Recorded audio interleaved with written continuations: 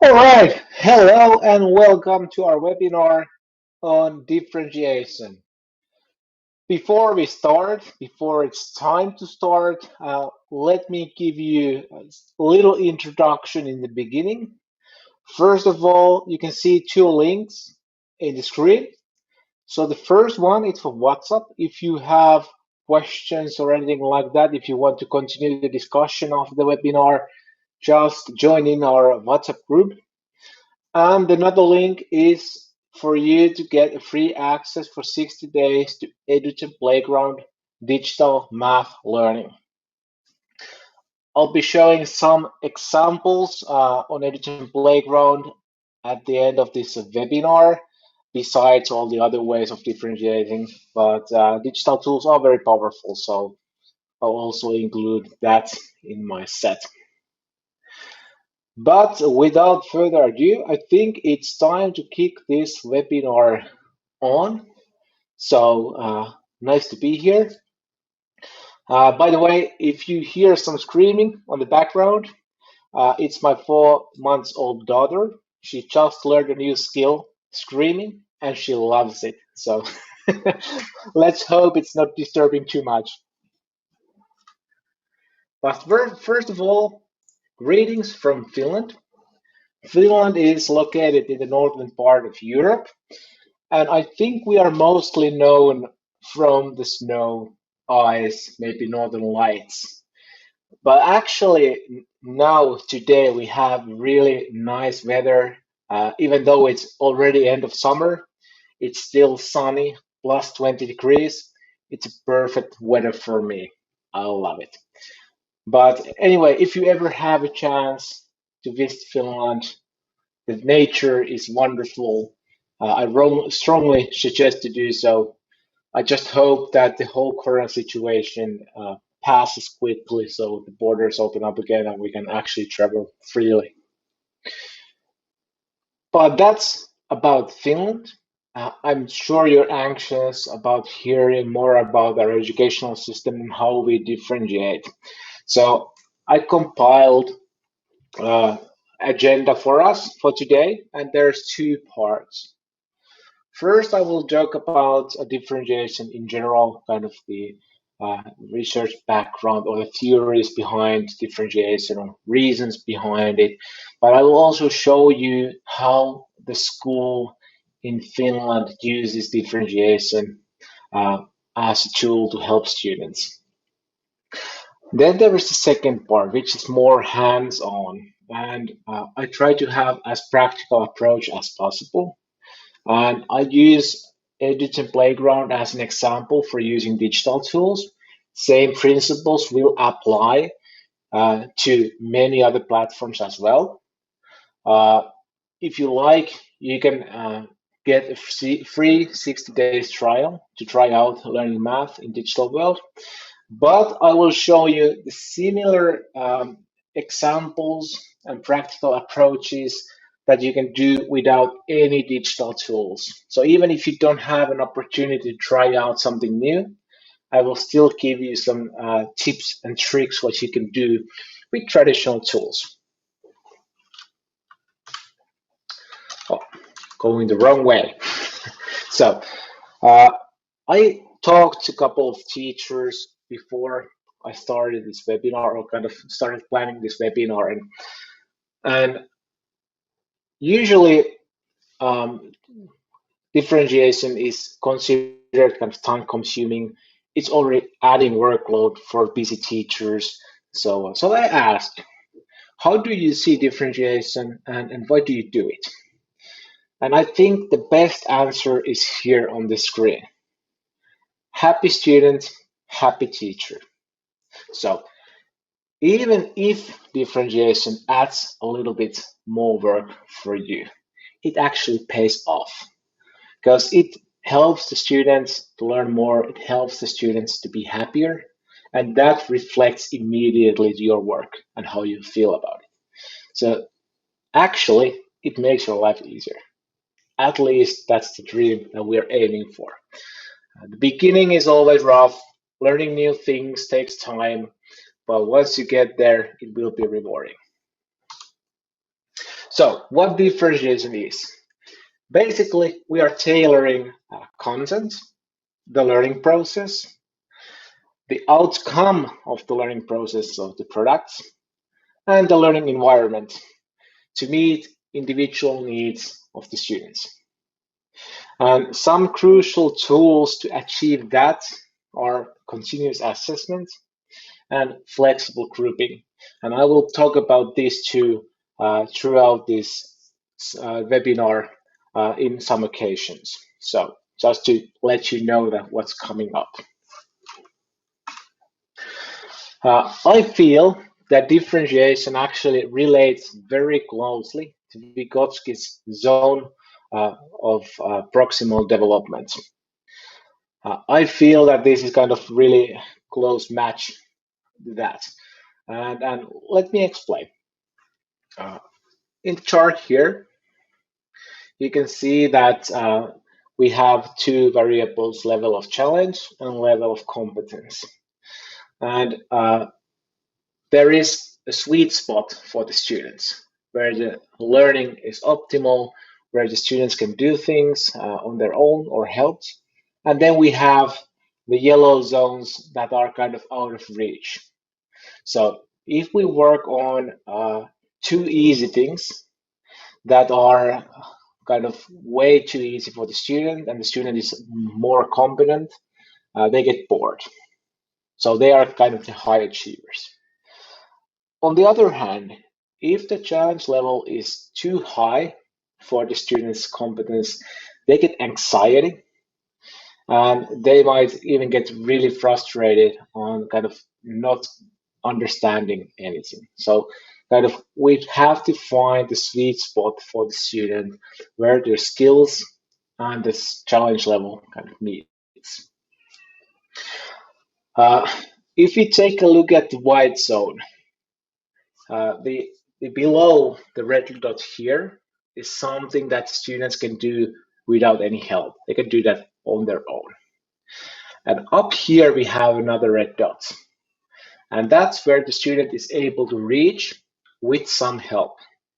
And Vygotsky calls this scaffolding. And basically, this is also something that we can achieve when we differentiate students. We provide them with different aids to kind of reach their maximum limit with the help that we can provide. The number one rule for differentiation is know your students. This is something that a lot of teachers emphasized me when I interviewed them, that you need to know your students, otherwise you can't differentiate them. And I totally agree. Based on my experience with my students, my classes, this is the key.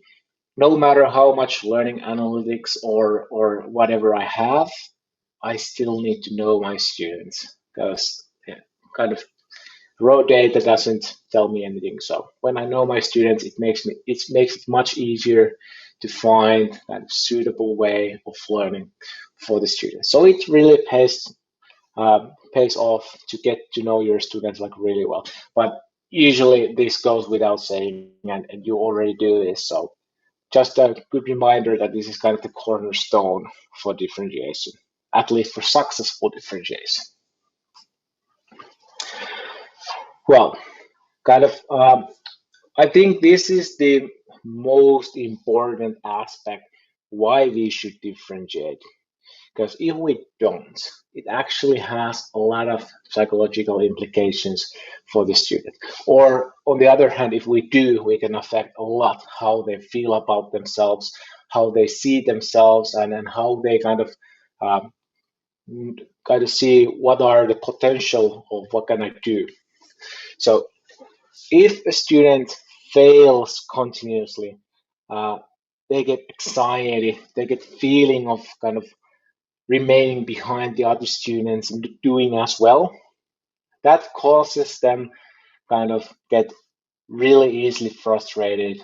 They don't tolerate making mistakes, uh, or they don't even take risks. So they kind of stay in the comfort zone. They are not reaching out of the comfort zone, learning new things.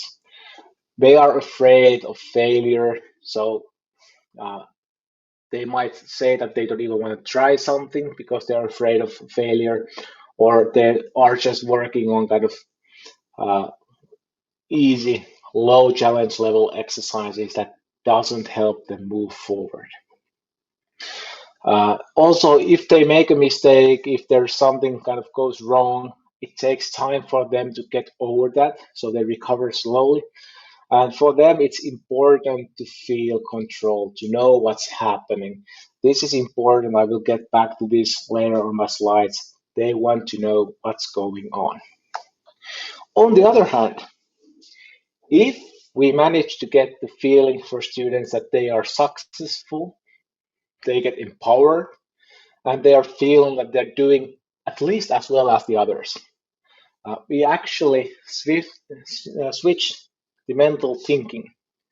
So we help the students to kind of adapt to new situations.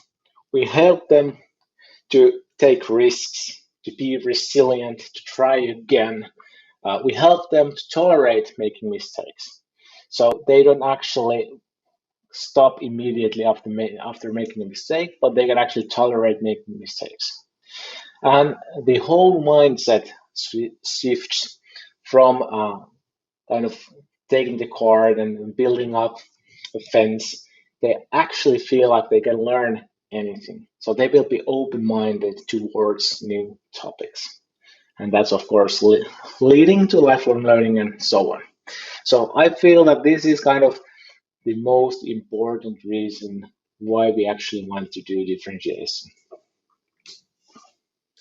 Well, to put everything in perspective, I want to show you how we support students in Finnish schools.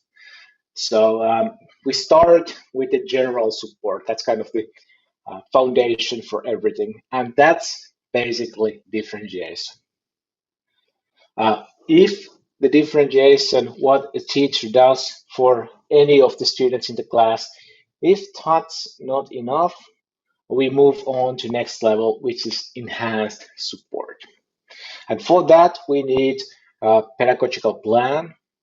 We get other people involved, like a special educational needs teacher or assistant teacher that will actually help out to design the teaching differently. And if even that's not enough, then we have a pedagogical report prepared for the student, together again with the special education needs teacher and with a multi-professional team. So we can't solve all the problems for learning with differentiation. I hope this takes the pressure off you when you consider differentiation. It's a start. It helps a lot of students, but that's kind of one teacher can only do so much. So you can also accept that you can't help everyone with these basic steps that we are doing in classroom with a lot of students. But anyway, when we move on the steps, it increases the amount of special needs pedagogics. Uh, Basically, it increases the longevity and intensity of the support, but it also makes learning more individual. And on the third step, special needs support, we might even have individual learning goals for students. So kind of, I hope this gives you the perspective what we are talking about today. And today we are remaining in the foundation step, differentiation. All right. Um, when we differentiate, we can differentiate four different things, or at least I have divided it into four topics. Like I mentioned in the definition, we can differentiate content, process, products, and the learning environment. Let's start with the content. So, first of all, it's really important that you identify what's the most important content on what you are going to teach. Kind of, if there is one thing you would like students to remember and learn from today, what would that be? And when you identify that, you can actually start to see the layers that there are. So what are the kind of more advanced topics that you can build on top of that minimum requirement? Or then again, it's really important to realize what are the requirements for prior knowledge, what the students need to know before they start the day, or when they start, before they start to learn the new topic that you have prepared for them. Especially in math, I see this a lot of times. Students are pushed forward. For example, start to teach them multiplication. They don't even understand addition properly with lack of proper number line skills. So they won't actually even learn the multiplication that well. So they would actually need to start with the more fundamental things before. But if we are this far, we have already kind of, it becomes difficult to differentiate those students, but kind of give you a really raw example what can it be. Well then, we can move on to the process. So uh, as you know really well, all students are not equipped with the same skills to complete a task or same skills of learning. They have different competencies in those areas. So there are a couple of things that you might easily differentiate for some students. Um, a lot of times the tasks you give to students, they have some sort of time limits. Consider that some students might need more time to complete a simple task. Uh, and again, you have different learners in the class. So you have students who are faster. Maybe you can prepare something extra for those faster students, something kind of motivating for them. So the slow by no means is not bad, but kind of the slower students, they can take the time and they can learn the basics. Uh, a lot of times, learning includes outside resources, reference materials, or something like that. For competent students, they can actually, you can let them find out the resources by themselves. They're skillful. They probably can do that. But low achieving students, they might not have skills to find the resources to additional material. So that can actually be already a differentiation measure that you provide them with the proper resources. It could be as simple as you tell them on what page you can find the information you need on this exercise. Or if you're using online resources, you can already give them the link so they don't need to Google it or something like that. Uh, one of my favorites, if you have kind of a project or longer task, uh, give students kind of these middle steps or these middle goals in the work. So they actually have these smaller steps and they can see that they are advancing already on the task that you gave them. This is actually something related to the feeling of need to be in control. So when they know where they are in which phase they are going on, it actually helps them to kind of position themselves in the correct place. Um, Another way to differentiate is consider whether a task should be done in collaboration with other students, maybe a pair, a group, or should it be individual work? Even this kind of differentiation can help. Sometimes another student can actually explain the topic much better than the teacher. Well, let's say not much better, but sometimes students understand each other better than they understand the teacher. That's actually really fun to see in class when students are teaching each other. And that kind of is really nice for both parties, for the one who's learning, but also for the one who's explaining.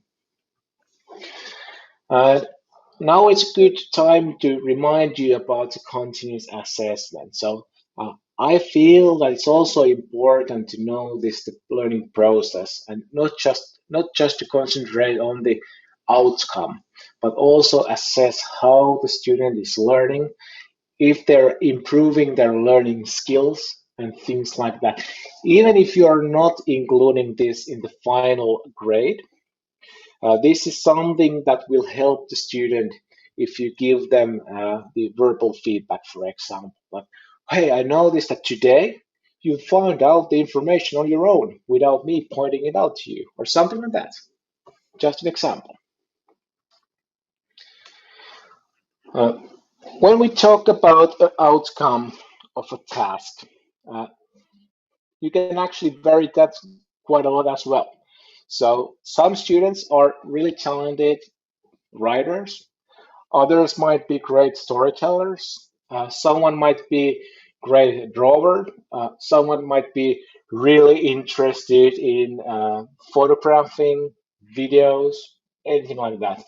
So you can actually vary quite easily what the outcome is. Sometimes it might be okay if someone writes you an essay on a topic. Other student makes you a video. Third student records the same thing in audio. So instead of writing things down, they speak it to you. And like that. So kind of you get the idea that the outcome of the learning process doesn't need to be the same for all. Uh, you don't need to do this for every task, but every once in a while, give the opportunity for the students to use their strengths when they're delivering the learning outcome to you. Another thing which is really easily differentiated is the amount of work. If you have a student who's really skilled in writing, has really great writing skills, they can actually write you, let's say, 2 sheets quite easily, no problem. But for some student, even filling 1 sheet might be really, really difficult. So you might consider giving them different targets or how many kind of words or pages they should reach if we are talking about a writing task, writing example. Also, some students do better when they write with pen and paper, but a lot of students, especially boys, at least in Finland, they are not that good with handwriting. So it's actually better if you allow them to write on a computer. So it's also something to consider. With more smaller kids, we often have kind of a hidden learning goal, which might be, for example, improving your handwriting skills. In that case, it doesn't make any sense to allow them to write on a computer. But if that's not a learning goal, then go ahead, allow them to write, for example, on a computer, if it makes it easier for them. It probably makes it easier for you as well to kind of figure out what it's saying on the paper.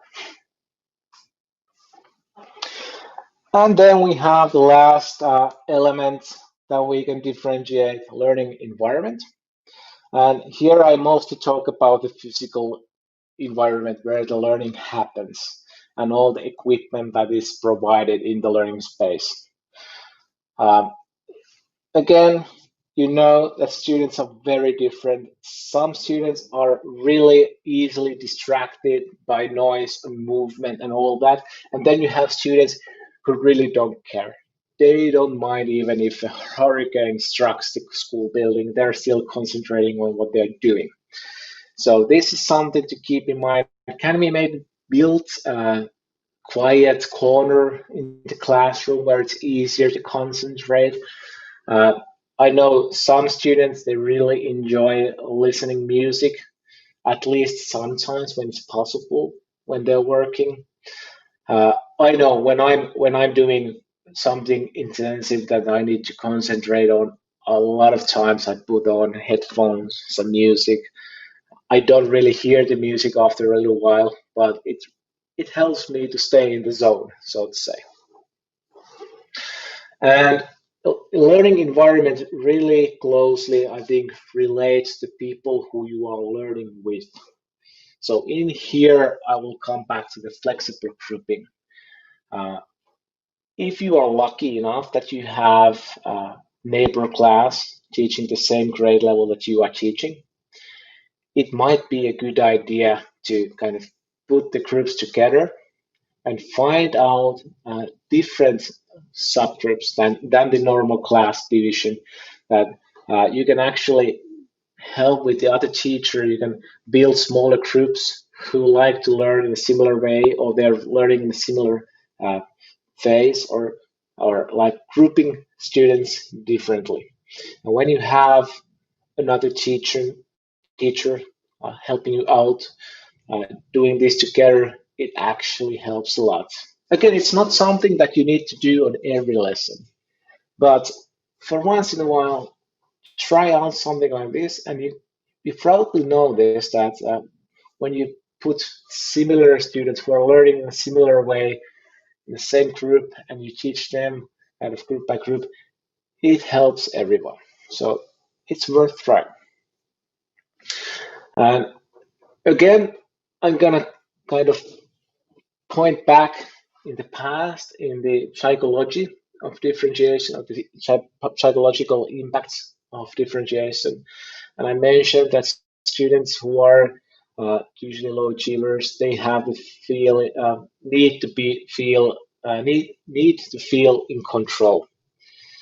So I think one of the oldest and easiest tricks in the book to differentiate and to handle a class is to make students aware of the daily schedule, but also of the daily expectations and learning goals that you're going to give them. This is especially useful for the kind of anxiety and low achieving students, but it doesn't hurt any of the students. It's also useful for the high achievers, like the really competent students in your class. So this is something I really strongly suggest that you highlight the daily schedule and what are the learning goals for each lesson, or what are the learning goals for the day. It's easier for the students. They know what's coming up, so they can prepare themselves, and it will make things easier for everyone. Again, all right.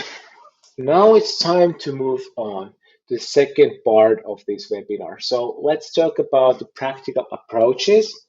And what I'm going to do here now is I will show you some slides, but I will also share my screen on the digital platform to kind of give you an idea how easy differentiation can be when you have the right tools. Also, every time I give an example in the digital tool, I will also give similar advices and examples what you can do on pen and paper. All things are not completely doable on traditional tools, but I'll try to give the best examples I can. So first of all, when we have digital tools, we can actually have a lot of things done automatically for us. So you don't actually need to do anything as a teacher. And what we actually do in our platform, and what I like about doing even without digital tools, is to give students the possibility to choose for themselves, give them some autonomy. It's limited autonomy. They don't have the whole world to choose from, but they have some say in what they are going to do next. So we give them the opportunity to choose. Uh, a lot of times, digital exercises have already built in difficulty levels like we do have, and the problems are probably, hopefully, adaptive like we have. So they adapt to students' skills. Uh, In Edition Playground, we have trophies that represent goals for students, and we actually allow students to choose by themselves which goal satisfies my learning goals. So this is something you can, of course, do even without digital tools. But just to mention that this is the system what we do, and the trophies actually work really well, and feel free to adapt them on your own teaching as well. But now I will first share my screen. Oh, hold on, actually not yet. Let's move one slide ahead before we go there. So let's talk about the autonomous differentiation without digital tools first. Uh, what I'm showing you here is becoming increasingly popular in Finland, especially higher grades math. So subject teachers usually do this kind of differentiation in their classes. So they create 3 tracks. So they have exercises categorized for apprentices, which are kind of a track that covers only the core essentials, the most important topics, nothing fancy, but kind of the minimum learning goals for the students. So basic exercises, and yeah, like I mentioned, this is especially typical in math, but I know a lot of teachers does this also in science and in languages as well. The second track is journeyman. That's with the same core essentials with the apprentice, but it also has some applied exercises, something more challenging, something more difficult. And then there's a third track for adept students. So this is actually containing already a lot of challenging exercises. Some of the basics might be even missing here because we have the presumption that these students already know those, so they don't need to kind of do the repetitive drilling or practicing in the beginning. Typically, choosing this track also affects the final grade of the student. So if you go with the apprentice track, you can only reach the satisfactory grade. If you select journeyman, you will get up to good grade, and if you take the adept journey, then you can reach all the way up to the excellent grade. It's not automatic that you will get that grade, but that's kind of the upper limit that you probably can have. Students can choose a track on their own, but a lot of students might need help selecting the correct track. And it's possible to switch between different tracks if you feel that you actually made the wrong choice in the beginning. So you can actually switch in the middle of the track to pick up the correct one. Yeah, this is more popular on this among the subject teachers because they can concentrate on one subject. Class teachers teach a lot of subjects, so they don't probably have the resources to do this. I have a couple of friends, teachers who do this, but they say it's a lot of work. So it's more popular among the subject teachers just because they have more time to concentrate on one subject. Okay, now we can actually talk about active measures that you can do on digital world. Same principles, at least, and some portions of those will apply to, again, the traditional tools, but now I will actually go through these steps and I will share my screen on the Data Playground to show you how to do these things in practice. First of all, the first step here is to adjust the workload. So we can actually adjust the number of exercises for students.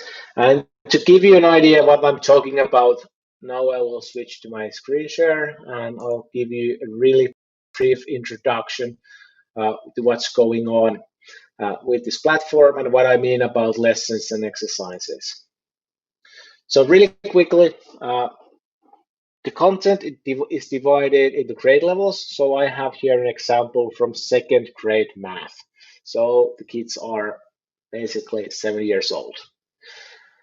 The content is then divided into lessons. So we have these topics here. So we have prepared topics for uh, each lesson. And let's pick up the multiplication of 10. And let's take a look inside the lesson.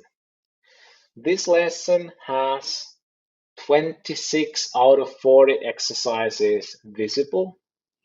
And this is what I'm talking about when we can adjust the number of exercises. So by default, there is roughly around 25 exercises. If you feel that's too much, just close them. Click the eye and close them, and it will reduce the number of exercises.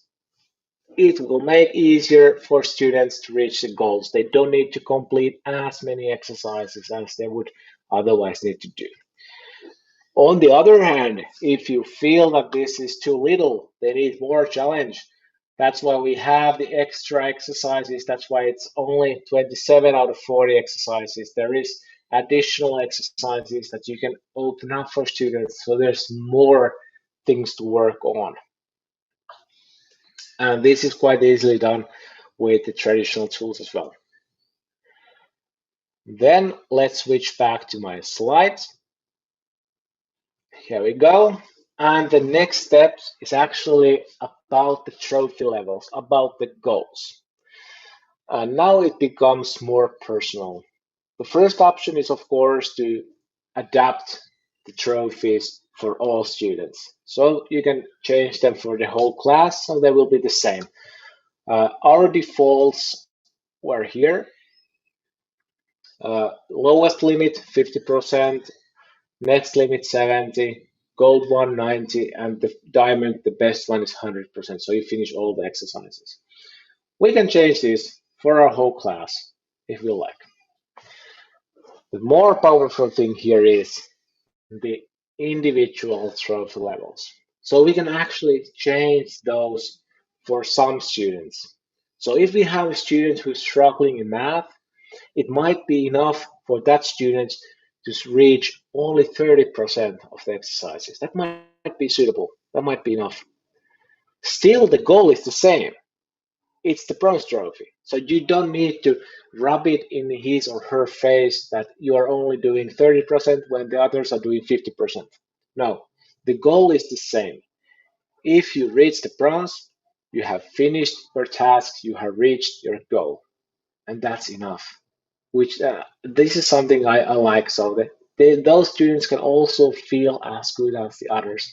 They don't need to feel like, well, I reached my goal, but my goal wasn't as good as the others. So let me show you how we can do that. Here we go. So again, we have the lesson open here. We can use the same lesson as an example. Let's click the limits on the right side, and we can switch the limits for the whole class. Let's make the bronze trophy 40. Silver can be 65 instead of 75. Gold can be, let's say, 80. And diamond can be 95. So you don't need to do each and every question correct, but you can have some mistakes there.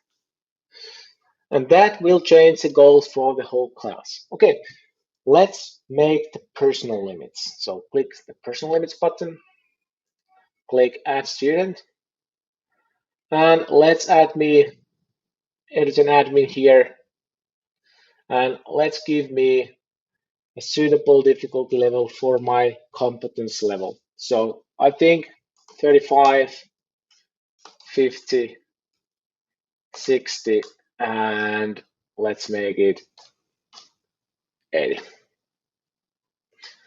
When I click OK, the limits is saved. And let's click save again to save all the limits.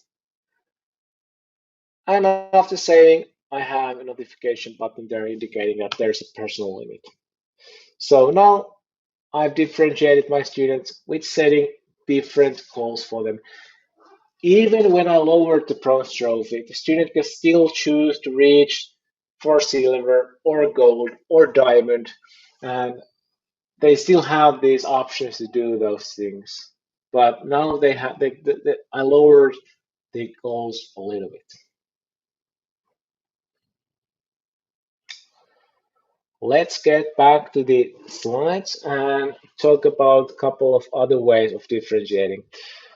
Um, I feel that my favorite way of differentiating students with editing playground is the number 4, and that's assigning additional exercises for the students, either easier or more difficult. The beautiful part is that these exercises allow you to skip some of the basic exercises. So you can actually, if you are a low achieving student, you can replace some of the more difficult exercises with the easier ones. Or if you are a talented student, you can actually skip some of the easier exercises and replace kind of that progress with the more advanced bonus exercises. So you don't need to complete all the exercises to get the trophies, but you can kind of decide based on your skill level which way you want to go. And let's take a look how that happens. This is actually super easy. Uh, that's probably the reason why it's my favorite. So you can see here we have preliminary assignments. There's some easier warm-up exercises for the student, basic stuff included that kind of relates to the topic of this lesson. We go to users, and in here we have the option to assign either preliminary exercises, warm up the easier ones, or bonus exercises, the more difficult ones. Just check the checkbox here and we are done. We have differentiated the students. Super easy. And another reason why this is my favorite is the fact that with this measure, the low achieving students are more likely to reach all the way up to the diamond, even if they don't know answers to all the most difficult exercises. But they can be on the same kind of top list than the other students in the class, and that really makes them feel good. I have seen this so many times in class, how big of an impact it makes to them to be able to be on the kind of top of the class, having the same diamond than the highest achieving students. And that really starts to show in their kind of attitude towards math, and that also starts to show in their math learning results. You will still start to see them in the follow-up exams that they do. Uh, the most comprehensive way of differentiating students is giving them completely different tasks from completely different grade level. So if we are having high achieving students, we can actually assign them already grade level above, and they can have the challenge there. And again, I know a lot of teachers who do this, and they have given really good feedback on this. Parents are usually really happy about it. Students are very proud of being in that group for doing kind of the grade level above exercises already. And I find it's really great. Also, it works other way around. Sometimes, like I gave you the example in the beginning, students who are struggling with addition and underline skills, they are supposed to learn multiplication. Might be very difficult. It would be better for them if they would still learn the basics so they have a really solid foundation before we start building up uh, further advanced skills. In those cases, we can actually give them easier tasks from grade level below so they can work on that level. By the way, if you do that, hide the grade level from the uh, exercises, from the name of the exercises. Otherwise, it might be, uh, well, a little disappointing for the students. But let me show you how to do that. So it's actually quite straightforward. So again, show you quickly how to do that if you want to do that ever in your class. So it's basically like setting up any course. We go here, a new course from the top menu, the orange new course. we pick up a grade level, and this time I will pick up the first grade because I want to give some easier tasks. Like I said,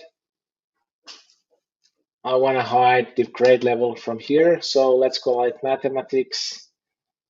Let's actually call it, let's say, elephant mathematics. We actually use the letter E in Finnish language to indicate special education, so elephant makes sense to me. But anyway, I renamed it to elephant mathematics. And let's pick up my second grade course here. And we'll select none. And I have my low achieving student here, student 15, selected. So I will add that one student to my elephant mathematics course. And then I click OK. And I have the content for first grade for that student. And he or she can start working on it. I will proceed any further than this. It's a great example already, so let's leave it there. And now let's see what we can do without digital tools. It won't be as easy, but let's see what we can do. Again, easiest way of differentiating, I think I already mentioned this, is to adjust the number of exercises. So if you're working on a worksheet, if you're working on exercise book, consider, are all the exercises really necessary for all the students? If you have slower learners, low achieving students, are there some key exercises that they should finish? That helps them to kind of get the pace. If you try to find, if you create the tracks that I showed you, kind of 3 different tracks, this is really important. Try to help students to find their own track. But even if you're not doing something like that, it's important that students are aware of the learning goals, and you try to help them to find what are the important learning goals for them. The goals might not be the same for every student, but especially low achieving student, you should set some goals for them and help them to find a track if they're reaching the goals. Some student needs more reminding than others, so with some students you need to spend more time on this. If you are looking for material to differentiate students, probably the best and easiest resource for you is the exercise books from grade level below and above. And this is kind of quite popular approach with a lot of teachers. I'm not sure what's the situation with the math books that you might be using. A lot of math books in Finland, we have special additional books that actually have the differentiative material. You have to buy them separately, but they exist. So that's also one option. But if you don't have the money, if they don't have those books, additional books, it's really simple to use the books grade level above and below. So you can find a lot of great material there. Also, if you do have older books or another publisher's books or book series that you previously might have used, those are also a great resource, because usually the exercises might be a bit different from publisher to publisher. They are around the same topic, but they might have a little different approach, and that provides a really valuable tool for differentiation a lot of times. So don't be afraid of saving the old books or heading to the school library to find out the old books. Usually those are really good resources for additional material. Well, we have talked about a lot of the goals and kind of reminding students how to reach the goals and all that. One thing where digital tools are really powerful is tracking the goals. And it's really hard to reach this level of kind of following up and seeing your own progress than with the digital tools. But I'll show you some examples of the analytics that we have in Everything Playground, and a lot of platforms have this kind of similar uh, analytics to show the learning progress. My personal favorite, I really love this, the student diligence shows me all my students, all their progress. It shows two axes, score and time. So I can see here that some of my students have finished this lesson, completing almost all the exercises around in 1 hour. And then I have a couple of students who have spent 4 to 5 hours completing the same amount of exercises. So this shows me that I have students who are working really hard and who are really uh, talented, they're really competent. And then I have students who are they're working really, really hard, but they're struggling. So this is really valuable information for me as a teacher. And then I can see students who are satisfied with lower goals, the green ones here. And then I have some students who are not that interested in goals, they're not meeting their goals. And those are the students I need to concentrate on. Those are the students who need reminding of their goals, and probably I need to invest a bit more time to get them on board. On the right side, I have, we call this lesson progress table. It contains each student in the class. I've hidden the names, of course, here. And you can see here which student has which trophy. So I can see their goals. The last student hasn't received or achieved the minimum requirement yet. I can also see their performance based on the accuracy here. So a lot of students are on the orange side, so they are struggling with with a lot of exercises. They're making mistakes. And also, what is interesting for me, kind of from the differentiation point of view, I can see here which difficulty level the students have chosen from certain exercises.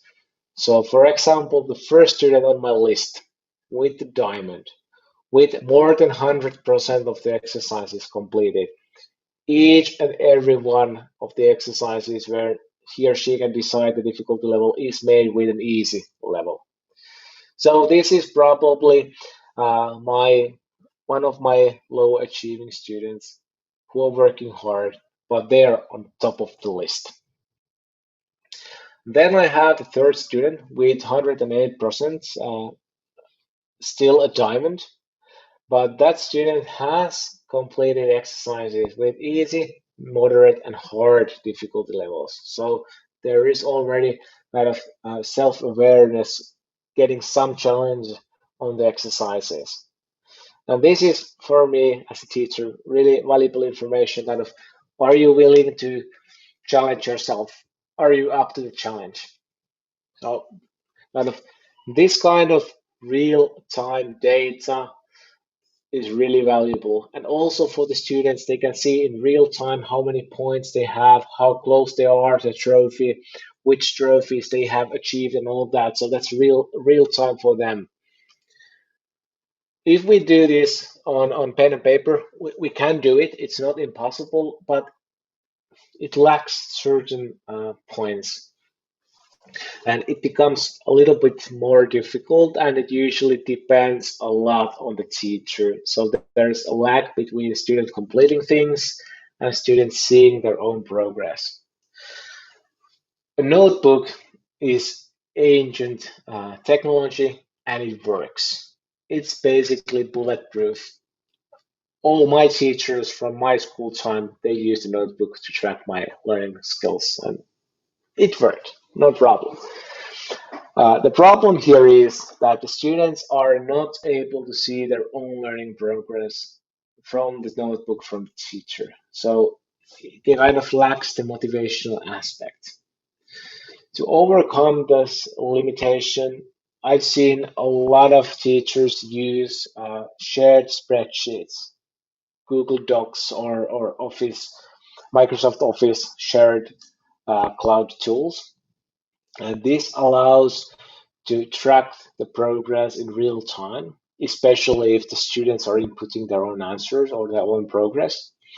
But then again, if it's based on the students' own input, then we need to use the old wisdom from Ronald Reagan: trust but verify. So you still need to verify that student actually completed the stages they told you that they have completed. But anyway, it works. It gives you kind of insight what the students are doing and how well they're doing. Okay, finally, I would like to squeeze in this webinar these four takeaways. This is kind of the core essential that I'd like you to learn from this webinar. So basically, number one, know your students. So each student is unique. They have their different strengths. They have their different needs.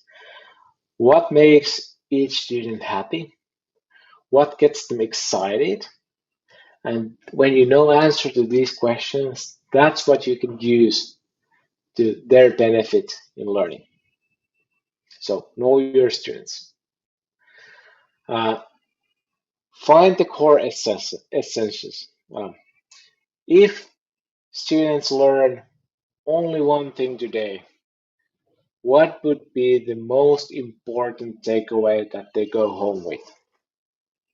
So kind of start unwrapping the myth of differentiation from this question. Well, I have four takeaways, so it doesn't need to be just one thing, but start with the one thing. Set goals and follow how well the students meet their goals. This is an easy way to gamify the learning experience, even without any fancy technology.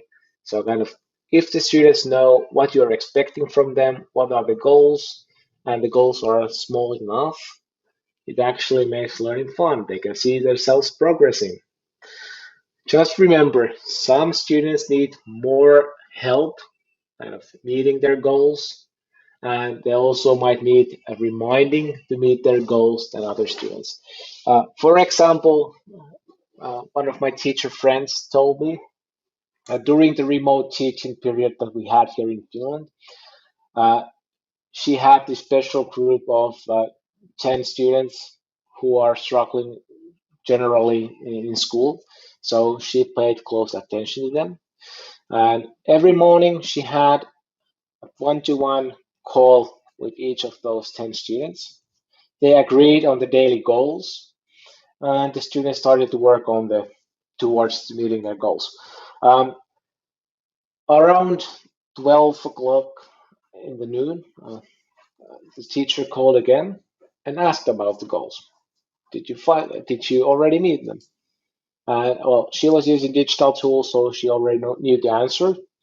If the student did not yet kind of meet the goal, they agreed that, okay, don't worry about it.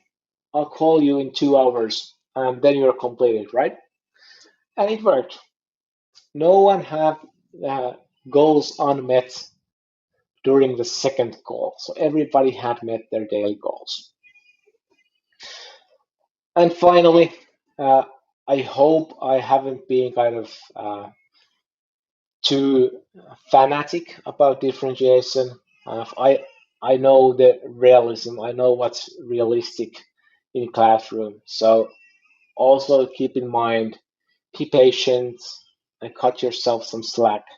So if you start implementing these new things in a class, it always takes time. It takes time for you to learn things, but also it takes time for your students to learn new things.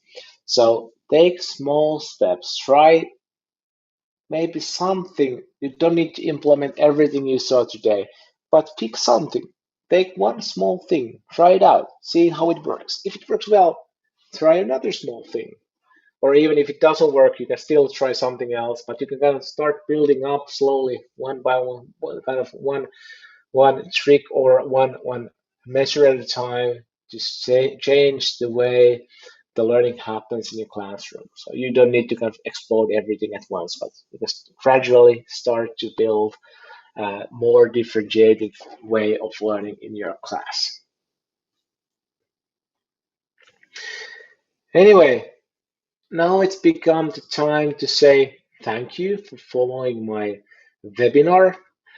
I hope you got a lot of ideas out of this. I hope you learned something new today. And I would really value some feedback in the WhatsApp group, for example, for the webinar. If you have some ideas, or better, if you have experience already with some of these measures that I introduced, tell your experiences. That would be really interesting to hear. Anyway, thank you for participating. It was my pleasure, and I hope you found it really helpful. Have a great day, and I hope to talk to